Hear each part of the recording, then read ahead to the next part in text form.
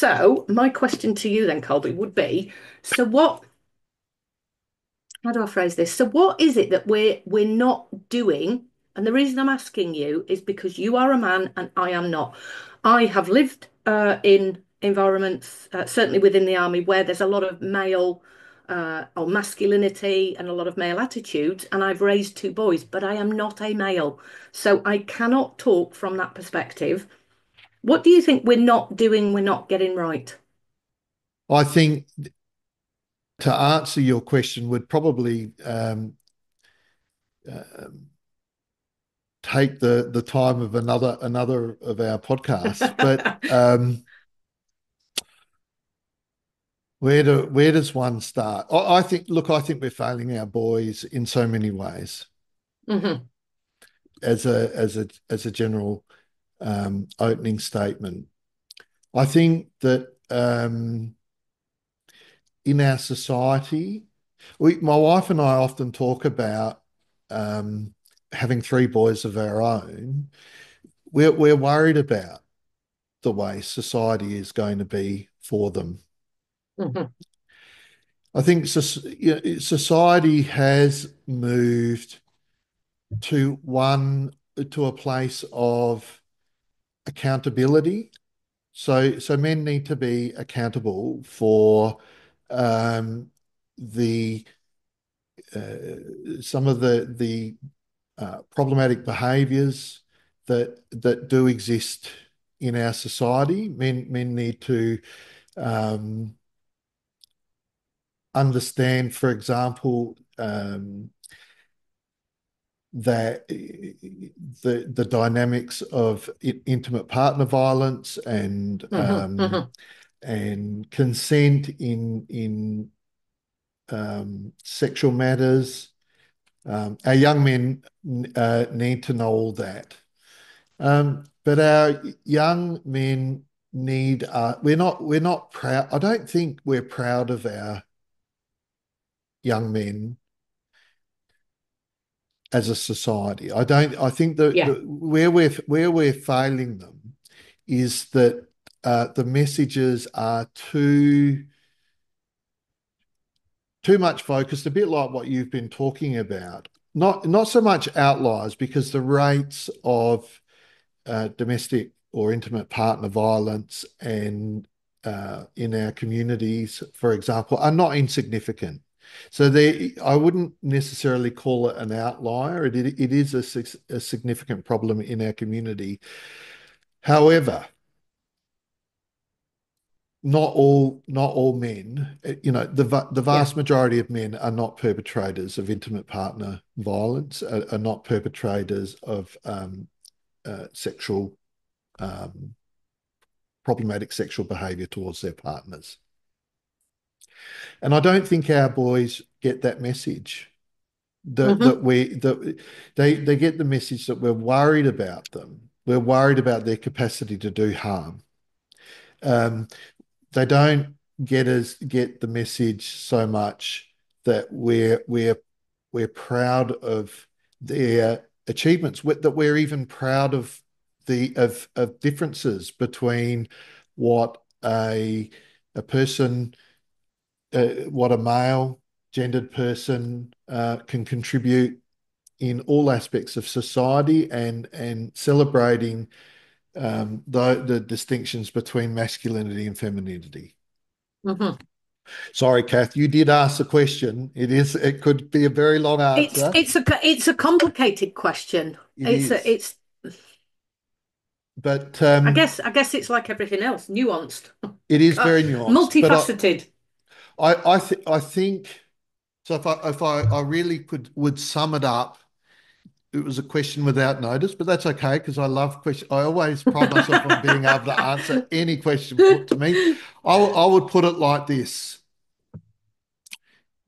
our boys are exposed from a relatively young age to a lot of concern about about masculinity as such, Hmm. perhaps. Yeah. Um, I think masculinity has become conflated with issues like intimate partner violence Yeah. and sexual violence. Um, and so the message we that they have been given is that to be a man is to be a problem. To be masculine is a problem. Yeah. Now, Absolutely. Yeah. the Yeah. Yeah. Yeah. problem with that is that if you is what we know from attachment, which is if you marginalize people, if you make people feel marginalized in society, in community, then then normal social rules and mores, the expectations of others, have less influence over how they go about approaching life Yeah. and Yeah. Yeah. relationships. Yeah. They withdraw psychologically um, as a defense against being shamed.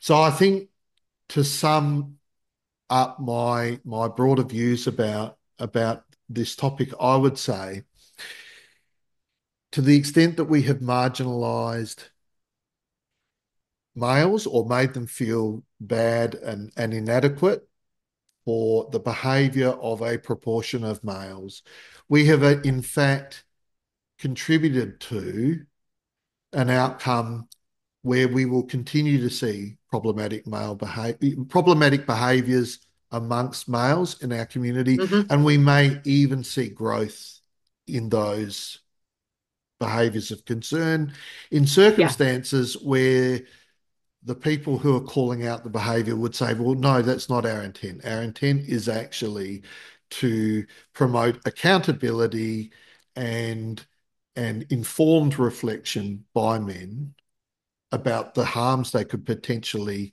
commit so that they can approach life in a much more self-aware way and not commit Hmm. problematic behaviors. And you my concern would be that you'll never get to that point if you start from a place of it's a problem being male. I might change one word in that because the thing that I've found, Colby, is it's you're the problem. So it's not being a male is a problem, it's you are the problem. Mm, And for me, that's to reflect something that a child said in my office, and I've said this out on social media a number of times. I don't want to. He was asking a question actually about approaching a woman and said, "I'm not going to bother because I don't want to be called a rapist." And I went, wow, if yeah. that's the attitude and that's the fear that young males are holding, and some of it will be conscious and some of it will be unconscious, if that's what we have done as a society is create this feeling that you are the problem, it is no wonder that there is a Mm, retaliatory response at the moment.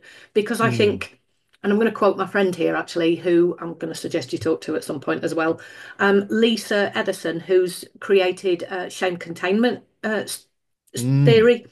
And she talks about shame containment is all about you contain your shame, but what we know about shame from many, many years of the research is shame seeps out and it comes out as mm, rage and it comes out as aggression and it comes out. And if we are continually pointing the finger that mm. you, being male, are the problem, then this contained shame is going to be uncontained. Yeah. And uncontained shame is that really Mm. primal aggression that comes from a place of, well, I might as well anyway, if that's your. And it's kind of people's opinions, isn't it? I guess. Yeah. Again, not to be meaning to be repetitive. And by the way, I'm always interested in suggestions for interesting people to speak to. I do think that that the very social ills that people are trying to address here are likely to be maintained or even worsened in circumstances where it is a Yeah. shame to be male. I'm feeling. incredibly sad deep down at the moment. As we're talking about this, I really, Mm, really feel incredibly sad for the men who are emerging and the males yet to be men. mm, I really worry in terms of absolutely we need to address violent behaviour, but mm, also we need to understand where violent behaviour comes from. And I think what we have done is what I call the finger pointing exercise, and it has never mm, worked in society. And I just wanted to acknowledge, on behalf of those men, I feel incredibly sad that we have done this, mm. Yeah, and yeah. we society.